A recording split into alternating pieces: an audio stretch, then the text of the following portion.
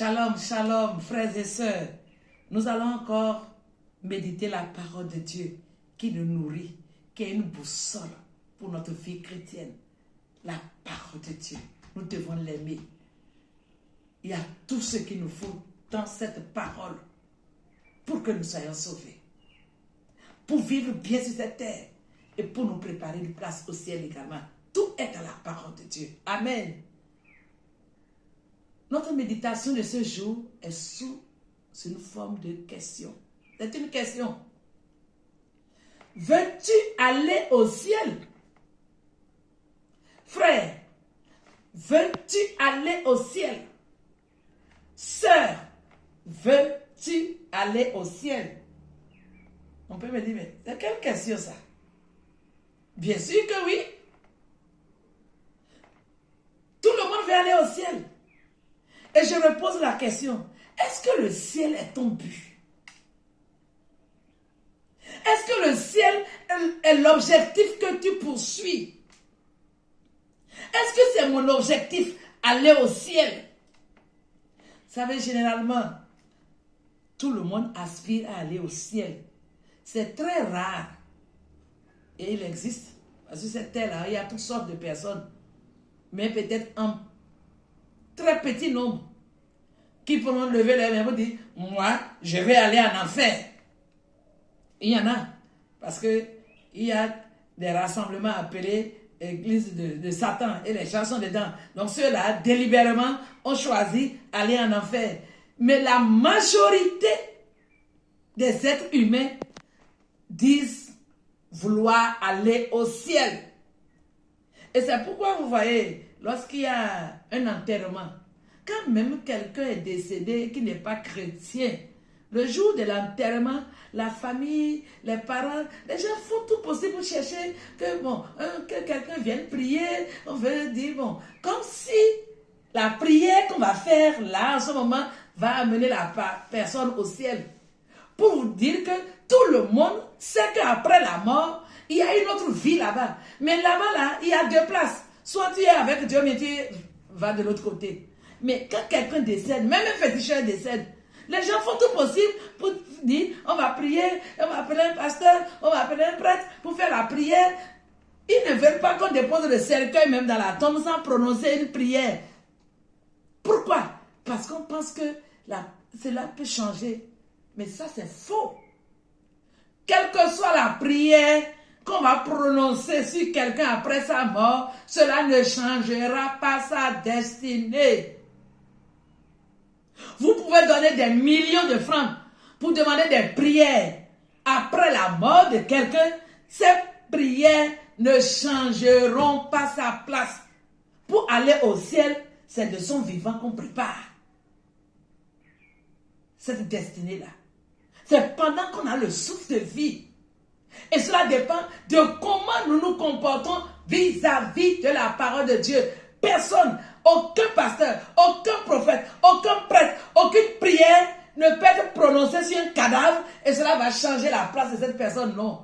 Quand nous mourrons, dès que l'âme nous quitte à l'instant T là, c'est terminé. Il n'y a plus de seconde chance.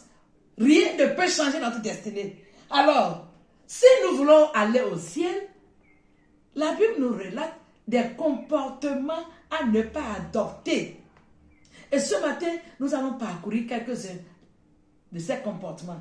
Et cela nous amène à ouvrir nos Bibles dans Apocalypse, le chapitre 22, le verset 15, qui nous dit ceci. Dehors, les chiens, les enchanteurs, les impudiques, les meurtriers, les idolâtres et quiconque aime et pratique le mensonge. Dehors. Voilà un groupe de personnes, un groupe de comportements. Si vous avez ces comportements en vous, la Bible dit dehors. Il y a d'autres versets qui citent les autres péchés, mais nous allons nous attarder seulement sur ce qui est mentionné dans Apocalypse 22, 15. Ce verset cite ici clairement ceux-là qui sont exclus du ciel. Et si quelqu'un a un comportement mentionné ici dans ce verset, il est mis au dehors. La Bible a mentionné premièrement les chiens. Il ne s'agit pas de chien animal que nous voyons là. Mais qui appelle ton chien? Quel comportement adoptons-nous? Et la Bible considère son comportement là à un comportement de chien, on t'appelle chien. C'est-à-dire tous ceux qui ont une vie immorale, qui ne contrôlent pas leur vie sexuelle. Vous voyez, le chien est un animal très impudique, très dégoûtant. Et toute personne qui ne maîtrise pas son sexe, qui vit dans le péché sexuel sous toutes ses formes, la Bible le considère comme un chien. Et le chien est mis au dehors.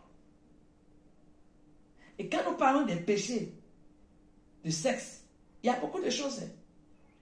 Laissons seulement ce que nous connaissons comme adultère, fornication, les masturbateurs, la masturbation, la pornographie et tous ces autres dérivés-là. Tout ce qui a trait au sexe, la Bible considère cela comme des chiens. Et si quelqu'un est dans l'église, il se dit chrétien, en vivant dans le désordre sexuel, il est considéré comme un chien et il n'a pas sa place au ciel. Dehors, les chiens. Les enchanteurs, c'est qui? Les sorciers. Malheureusement, il y a dans l'église des gens qui sont des sorciers. Ça veut dire quoi? C'est pas seulement celui-là qui fait des pratiques de sorcellerie qu'on voit là. Mais il y a des gens qui ils se disent chrétiens, mais au même moment, ils sont dans les sociétés secrètes, les autres mystiques, où ils cherchent le pouvoir par les voies mystiques. C'est la sorcellerie, ça. La Bible dit dehors. Vous êtes dans une secte pernicieuse, vous êtes dans un groupe, vous dites que non, c'est juste pour avoir d'autres connaissances, et vous savez que ça, c'est des pratiques, vous rentrez dans des initiations diaboliques, c'est de la sorcellerie, des enchanteurs. Personne n'entrera au ciel. Les assassins, les meurtriers, c'est pas seulement prendre le couteau pour égorger quelqu'un qui montre que tu es assassin. La Bible dit même que celui qui est son frère est un meurtrier. Combien de meurtriers sont assis dans l'église? Combien de meurtriers prêchent l'évangile avec la haine les uns contre les autres? Et pourtant, Dieu veut aller au ciel. La Bible dit, aucun meurtrier, la haine. Si tu es incapable de pardonner et tu as la haine, on se fait des coups remplis de haine les uns contre les autres. Et on tient la Bible, on prêche avec le cœur rempli de haine. C'est un meurtrier. La Bible dit, pas de place pour un meurtrier dans le royaume de Dieu. Les idolâtres. On est chrétien et au même moment dans sa chambre, sous son lit, on a une calebasse, on a quelque chose. On prêche avec des talismans au rein. On prêche avec des petits trucs accrochés dans sa voiture. Contre accident, ça c'est contre ceci. C'est de la pratique idolâtre. On ne peut pas suivre des chemins. Dehors, tout cela. Et la Bible, le verset 15 là termine en disant les menteurs. Quiconque aime et pratique le mensonge. Hey, frères et sœurs, est-ce que quand nous lisons les versets là, nous prenons le temps de comprendre? Quiconque aime et pratique le mensonge est mis au dehors. On n'a pas dit que, ici, la Bible n'a pas dimensionné le mensonge. Aujourd'hui, c'est nous qui connaissons les grands mensonges et les petits mensonges. La Bible n'a pas dit il y a un petit mensonge, il y a un grand mensonge. Quiconque aime et pratique le mensonge. Mensonge. Combien de menteurs sont assis dans l'église? Combien de menteurs? Combien sont-ils? Dans l'une de nos émissions, nous avons déjà parlé des menteurs. La Bible est claire. Quiconque. Quiconque. C'est pour cela que Matthieu 7, 21 nous prévient. Jésus disait, ce n'est pas tous ceux qui me disent Seigneur, Seigneur qui entreront dans le royaume des cieux.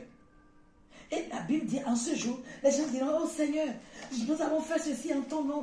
On a prêché en ton nom. On a guéri les malades en ton nom. Il s'adresse ici à ceux qui se disent enfants de Dieu, ne parle même pas des païens. On a fait ceci en ton nom. Et le verset 23, Jésus dit, alors je leur dirai ouvertement, je ne vous ai jamais connu. Retirez-vous de moi, vous qui commettez l'iniquité. Frères et sœurs, est-ce que tu veux aller au ciel? éloigne-toi du péché. Pasteur, si tu veux aller au ciel, abandonne le péché. Diacre, si le ciel est ton objectif, fuis le péché. Moniteur, responsable des femmes, responsable d'un département, qui que tu sois, quel que soit ton titre, si le ciel est ton objectif, abandonne le péché. Abandonne. Renonce au péché sous toutes ses formes. C'est ce qui peut nous amener au ciel. Ce n'est pas ce que nous faisons pour Dieu qui nous amène au ciel. Aujourd'hui, nous aimons plus le service de Dieu plus que Dieu lui-même. Devient activiste. On court par-ci, par-là, sans nous préoccuper de notre vie spirituelle. Frères et sœurs, que le Seigneur nous aide. Réfléchissons attentivement. Analysons notre vie. S'il y a un péché qui est collé à votre vie, demandez pardon au Seigneur. C'est aujourd'hui le salut.